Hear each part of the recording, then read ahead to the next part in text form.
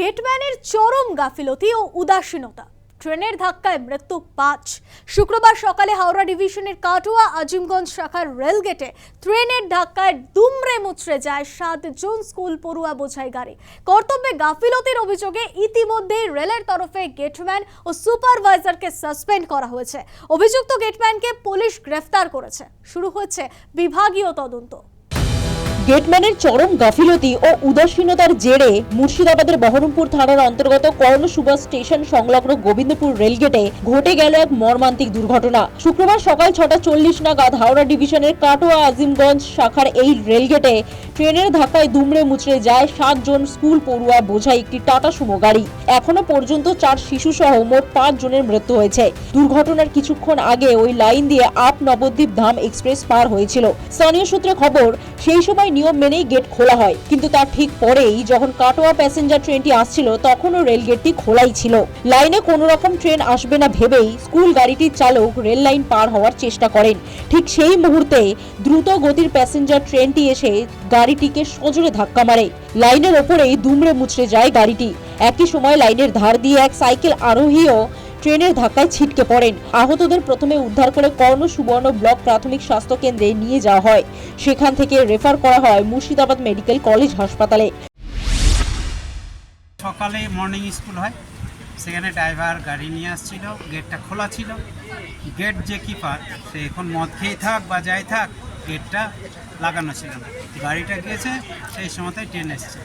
Accident, 4টে বাচ্চা মৃত্যু। Gate খোলা ছিল বলেই তো গাড়িটা ঢুকেছে। গেট যদি খোলা না থাকতো তাহলে তো গাড়ি ঢুকতে পারতো না। সম্পূর্ণ গেট কিপারের দোষেই অ্যাক্সিডেন্টটা হলো। প্রথমত বলি যে আমাকে পুলিশ যেটা জানিয়েছে, ওই যে যাকে আমরা গ্রেপ্তার করেছি গেটম্যান, তার জন্য প্রাথমিক তদন্তে তার জন্যই এইরকম একটি মর্মান্তিক ঘটনা আজকে এই সকালবেলা পশ্চিমবাংলার মানুষকে শুনতে হলো বা আমরা শুনলাম, দেখলাম। অত্যন্ত বেদনাদায়ক ঘটনা। এটা শুধু ওদের বাড়ির কাছে শোকের নয়, আমাদের সকলের কাছে অত্যন্ত মর্মান্তিক এবং শোকের। হসপিটালে নেওয়া হয়েছিল, তার মধ্যে হসপিটালে আরও 2 জন এক্সপায়ার করেছে বাচ্চা। মোট 4 জন স্টুডেন্ট, 1 জন সাইকেল, আরও 5 জনের ডেথ হয়েছে। 2 জনের চিকিৎসা চলছে। হেলথ মিনিস্টার নিজেও সকাল থেকে মনিটরিং করছিল, তিনি এখানে এসেছেন। আমাদের পক্ষ থেকে পরিবারকে সমবেদনা জানানো, পাশে থাকা, এবং ওই গেটম্যানকে গ্রেপ্তার করা হয়েছে। আমি পুলিশকে বলেছি ও ইনটক্সিকেট ছিল কিনা তার মেডিকেল করাতে। রেলের পক্ষ থেকে ক্ষতিপূরণ ঘোষণা হয়েছে। আমাদেরও ভাবনা চিন্তায় আছে, তো এত ছোট ছোট বাচ্চা, ওই জন্য এই মুহূর্তে আমি ডিএমকে কিছু একটা নির্দেশ দিয়েছি, কিছুটা আমি বলছি না, কারণ এটা বলার মতো মানসিকতা বা পরিবেশ নেই। ঘটনার পর উত্তেজনা ছড়িয়ে পড়ে এলাকায়। কর্তব্যে গাফিলতির অভিযোগে ইতিমধ্যেই রেলের তরফে গেটম্যান ও সুপারভাইজারকে সাসপেন্ড করা হয়েছে। অভিযুক্ত গেটম্যানকে গ্রেফতার করেছে পুলিশ। Doctor's team around চেষ্টা করছে to save all of them.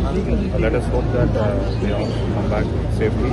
And যারা 3 জন স্পটে মারা গেছে তাদের জন্য ইন্ডিয়ান রেলওয়েজ 10 লক্ষ টাকা অ্যানাউন্স করেছে। অ্যান্ড আমাদের state government as per honourable minister এটা করেছেন, অ্যাজ পার সিএমস অ্যাডভাইস 5 লক্ষ টাকা অ্যানাউন্স করা হয়েছে। অ্যান্ড এই ফর্মালিটিগুলো দ্রুতগতিতে আমাদের অ্যাডমিনিস্ট্রেশন করবে।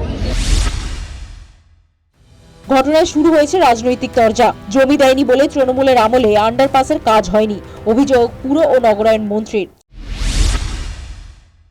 গেটম্যানের গাফিলতিটা তো পরে, তার আগে বারবার করে রেল মন্ত্রক থেকে যে বলা হয়েছিল আরবি বানিয়ে দেবে, সেই রেল ওভারব্রিজ যদি আজকে আগের সরকার বানিয়ে দিত, যদি জমিটা দিত, সামান্য জমিই লাগতো, তাহলে এই ঘটনাগুলো হতো না।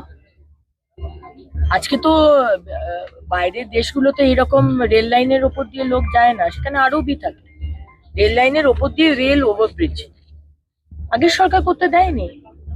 ডেভেলপমেন্ট করার মানসিকতা থাকলে সবকিছুই হতো। একটা সামান্য ওভারব্রিজ করতে দেয়নি আজকে বিভিন্ন জায়গাতে। এবং যে বাচ্চাগুলোর প্রাণ গেল, একজন সাইকেল চালক, বাচ্চাগুলোকে যে নিয়ে যাচ্ছিল, যে কারপুলের ড্রাইভার, খুব আনফর্চুনেট। যে ম্যান করছিল ওখানে, যে ছিল দায়িত্বে, তার তো ব্যবস্থা করাই হবে। কিন্তু এই যে প্রাণগুলো চলে গেল, ছোট ছোট প্রাণ, কোনো ভাষা নেই আমার কিছু বলার। সম্পূর্ণভাবে এটা হচ্ছে এই রেলের যে কর্মচারী তার গাফিলতি। এখানকার যে গেটম্যান সে হচ্ছে মূল অপরাধী। সে নিজে একটা চুল্লুখোর, ঠিক আছে, চুল্লু খেয়ে থাকে। এখানটায় সে কিছু সতর্কতা অবলম্বন না করে সে রেল গেটটা খুলে দিয়েছে। রেল গেট খুলে দেওয়া মানে এটা লেভেল ক্রসিং, এটা যদিও ম্যান লেভেল ক্রসিং, এখানে কর্মচারী আছে, সে রেল গেটটা খুলে দিয়েছে, কর্তব্যতা পালন করেনি। আর ততক্ষণে বাচ্চাদের নিয়ে, স্কুলের বাচ্চাদের নিয়ে যাচ্ছে গাড়ি, এই ভয়াবহ ঘটনা ঘটলো। সেই বেসিক পরিকাঠামোটাকে গড়ে তুলতে হবে। এই বেসিক পরিকাঠামো গড়ে তুলতে না পারার কারণে আজকে এই অবস্থা। দুর্ঘটনার পরেই বিভাগীয় তদন্তের নির্দেশ দেওয়া হয়। রেলের পক্ষ থেকে মৃতদের পরিবারকে 10 লক্ষ টাকা আর্থিক সাহায্যের ঘোষণা করা হয়েছে। News time.